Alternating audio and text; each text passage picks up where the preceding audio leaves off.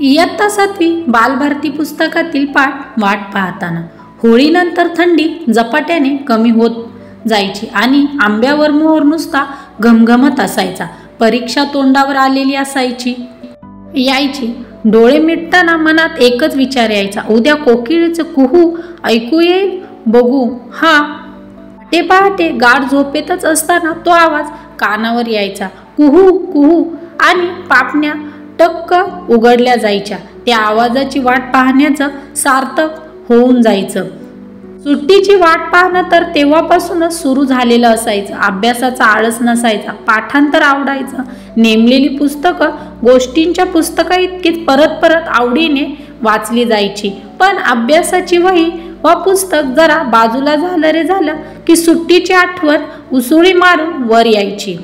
ते अंगणातलं हजारी मोगऱ्यांचं झाड, शनिवार वाड्यात सकाळी सकाळी जाऊन वेचून आणलेली बकुळीची फुलं, माठातलं वाळा घातलेलं पाणी, आई तात्यांची कुरडया पापड्यांची घाई, अंगणभर पडणारी वाळवणं, कैरीची डाळ आणि पन्ह, कधीमधी घरची परवानगी मिळाल्यावर चोखायला मिळणारे बर्फाचे गोळे, ऊसाचा ताजा रस आणि मुख्य म्हणजे खूप गोष्टींची आणि कवितांची नवी पुस्तकं. सुट्टीची किती वाट पाहत असो आम्ही. एकदा कधी परीक्षा संपून सुट्टी लागतेच आणि कधी वरच्या माळ्यावर खिडकीतून झिरपणाऱ्या अर्धवट उजेडात पुस्तकं वाचत बसायला मिळते असं मला होऊन जाईल. पुस्तकांची वाट पाहण्यात आणखी एक गंमत होती. एक वेगळं जग तिथे भेटत होतं. न पाहिलेले देश, न पाहिलेली माणसं व न अनुभवलेले प्रसंग, अनोळखी तरी पण आपले वाटणारे, ओळखीचे धागे जुळणारे, न जुळणाऱ्या गोष्टी सुद्धा किती थक्क करणाऱ्या. म्हणजे जग असंही असतं तर मला केवढं तरी नवे पण भेटत होतं आणि शब्दांची जादू कळत होती. मी वाचत होते त्या गोष्टी, तो इतिहास, ती गाणी कुणीतरी रचलेली होती, लिहिलेली होती.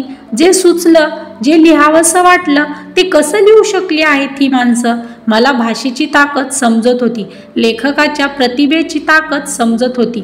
म्हणूनच पुस्तक वाचण्याची वाट पाहण्यात उन्हाळ्याच्या आधीचा काळ इतका वेळ लावायचा की बस.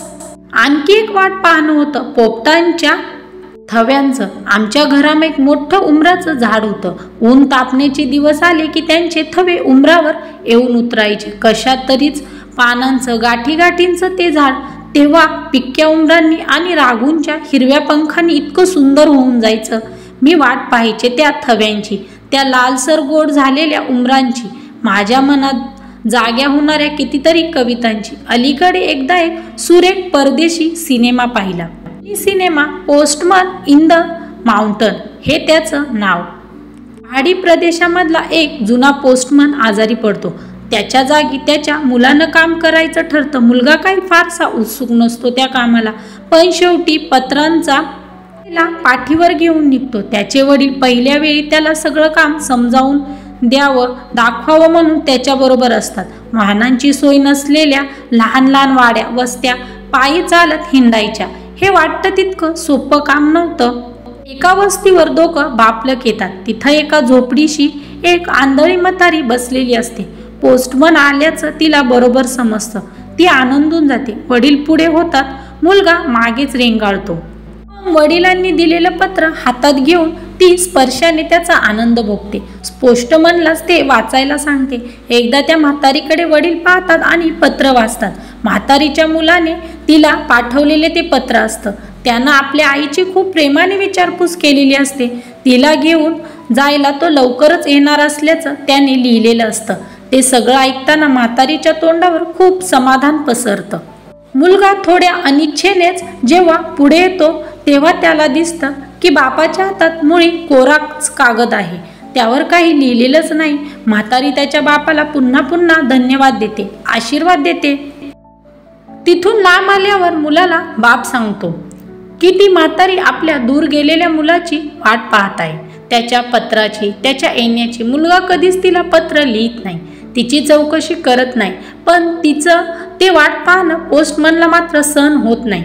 त्या म्हातारीला आनंद वाटावा म्हणून दरवेळी पोस्टमन मनानंच कोरं पत्र वाचत आलेला असतो. म्हातारीचे शेवटचे दिवस त्यामुळे समाधानात चाललेले असतात. आता पोस्टमनच्या मुलाला हेच नाटक पुढे चालवायचे आहे. पाहणं ही गोष्ट एरवी सुखाची थोडीच असते. दुःख, काळजी, भीती, अस्वस्थता, तडफड कितीतरी गोष्टी असतात त्यात भरलेल्या. पावसाची वाट पाहणाऱ्या शेतकऱ्यांचे डोळे आठवा जरा, किंवा विठूच्या दर्शनाची वाट पाहणाऱ्या संतांचे अभंग आठवा. त्या करुणेचा स्पर्श झाला की लक्षात येते, एखाद्या गोष्टीची वाट पाहायला लागते तेव्हाच तिची किंमत कळत जाते. कित्येक मोलाच्या गोष्टी सहज मिळाल्या तर त्यांचं मोलच आपल्या लक्षात येत नाही. वाट पाहताना आपण संयम शिकतो, धीर धरायला शिकतो, एखाद्या गोष्टीवर विश्वास घट्ट करायला शिकतो, ध्यास वाढत जातो. हे सगळं एक का वाट पाहण्याची गोष्ट करताना सहज मनात येतं आणि वाटतं की जे हवं ते सहज हाती येऊच नये. थोडी वाट पाहायला लागावी, थोडी तडफड भोगायला लागावी, तरच सुखाची चव वाढेल, यशाची गोडी वाढेल, प्रेमातील मायेतील तृप्ती वाढेल आणि आयुष्याबद्दलची ओढही वाढेल.